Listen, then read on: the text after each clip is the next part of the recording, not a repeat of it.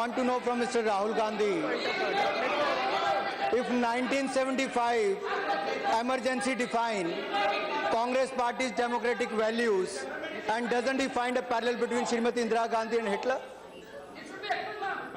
और ये freedom of speech की बात करते हैं। उस समय जो इमरजेंसी के समय देखा गया, मीडिया के मित्रों को जेल में बंद कर दिया गया, नेताओं को जेल में बंद कर दिया गया, आम आदमी को जीने के लिए किस तरह का माहौल खड़ा कर दिया। आज वही लोग इंटॉलरेंस की बात करते हैं, फ्रीडम ऑफ स्पीच की बात करते हैं, तो दुख होता है सोनिया जी, दुख होता है पत्रकारों पर। और मैडम, पत्रकार मित्रों को तो पता ही है, जो आज ब्लैकआउट भी करते हैं उनको शायद 1975 की बात याद नहीं, इमरजेंसी के समय को भूल गए। ये जो आज फ्रीडम ऑफ स्पीच की बात करते हैं, शायद आपने वो समय नहीं देखा। और अभिव्यक्ति की आजादी की बात करते हैं सोनिया जी। मैडम सलमान, चलो मैं नाम नहीं लेता, मैडम पूर्व मंत्री ने एक सभा में कहा, बाटला हाउस कांड में, बाटला हाउस, एक मिनट यार, जो बोले, बाटला हाउस कांड में जो लोग पुलिस की गोली से आतंकवादी मारे गए, उस पर सोनिया जी बहुत रोई। ये मैंने नहीं कहा, इनके मंत्री ने कहा, पहले मैं रिकॉर्ड दिखाऊंगा।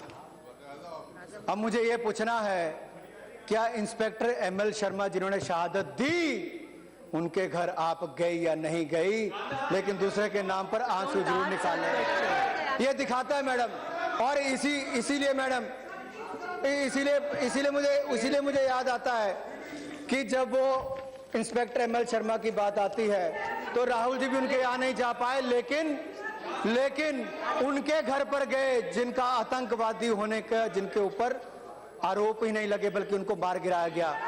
इसलिए तय आपको करना है, आप अफजल गुरु के साथ है या संसद के साथ है, भारत के लोकतंत्र के साथ है।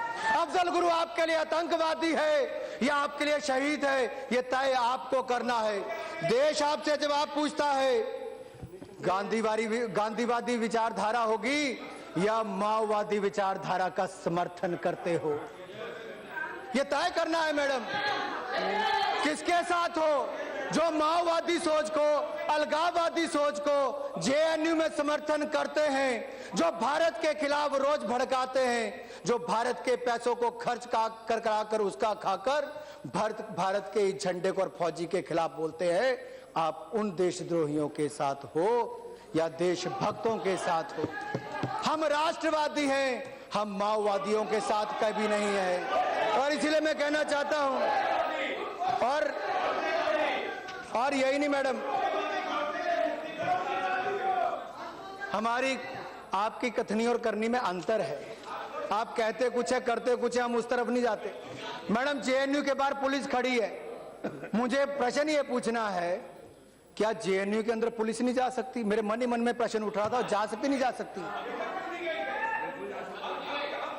शीला कौल जी के समय एक सवाल पूछा गया कांग्रेस की सरकार के समय, और प्रश्न के उत्तर में उन्होंने कहा कि हाँ, उस समय माहौल ऐसे थे कि वहां पे पुलिस भी अंदर जाना पड़ा और 370 से ज्यादा स्टूडेंट्स को गिरफ्तार करना पड़ा।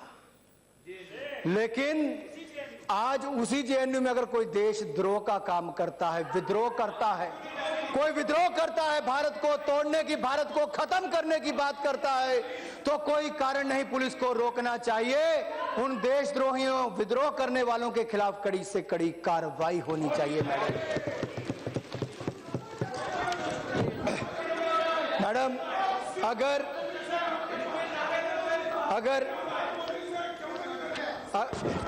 ये मेरा कहा हुआ नहीं है, ये आपकी सरकारों के मैं पूरे रिकॉर्ड निकाल कर लाया हूं, एक रिकॉर्ड, कि आप सत्ता के समय आपके आरपीएन सिंह जी कहते थे कि डीएसयू सीपीआई माओइस्ट का फ्रंट है, जो माओवादियों को यहां पर रहकर शायद देता है समर्थन, उनकी विचारधारा को आगे बढ़ाता है।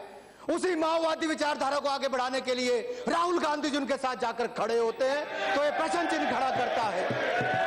और ये प्रश्न खड़ा करता है, क्यों खड़े हुए उनके साथ, डीएसयू के साथ, एआईएसएफ के साथ, एआईएसए के साथ, इन कम्युनिस्ट विचारधारा की पार्टियों के साथ।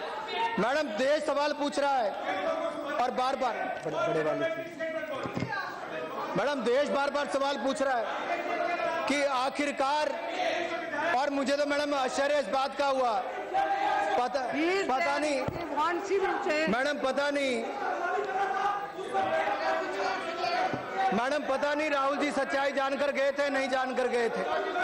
तो एलिगेशन मत लगाओ अनुराग जी, एलिगेशन मत लगाओ। You can ask question. Madam मेरा सिर्फ इतना आग्रह है, पहले दिक्कत इतनी है मैडम, पहले इस देश के खिलाफ आवाजें उठती थी उस यूनिवर्सिटी में जहां पर माओवाद अलगाववाद को कुछ लोग, सब लोग नहीं, कुछ लोग उस विचार को बढ़ावा देते थे।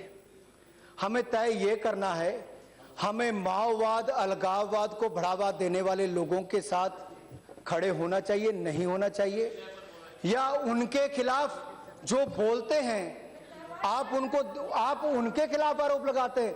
अगर एबीवीपी ने अगर इस कार्यक्रम के बारे में वहां के वीसी को इन्फॉर्म किया तो इससे बड़ा देशभक्ति का काम और कोई नहीं किया कि वहां पर जाकर बताया है।